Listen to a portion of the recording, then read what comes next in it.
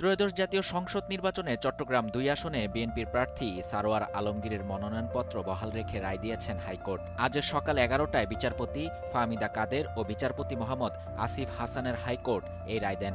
এর আগে ২ জুলাই রুল শুনানি শেষে রায়ের জন্য বৃহস্পতিবার দিন ঠিক করা হয়। আদালতে রিট আবেদনকারীর পক্ষে ছিলেন জ্যেষ্ঠ আইনজীবী আহসানুল করিম ও ব্যারিস্টার এ.এম. মাহবুব উদ্দিন খোকন। জামায়াত প্রার্থী নুরুল আমিনের পক্ষে ছিলেন জ্যেষ্ঠ আইনজীবী শিশির মনির ও আইনজীবী আজিমউদ্দিন পাটোয়ারি। সারোয়ার আলমগীরের প্রার্থিতা রিটার্নিং কর্মকর্তার কাছে বৈধ হওয়ার পর তার বিরুদ্ধে ঋণ খেলাপের অভিযোগে আপিল করেছিলেন জামায়াতের প্রার্থী মোহাম্মদ নুরুল আমিন। শুনানি শেষে ১৮ জানুয়ারি কমিশন তার প্রার্থিতা বাতিল করে। এর বিরুদ্ধে হাইকোর্টে রিট করেন সারোয়ার আলমগীর।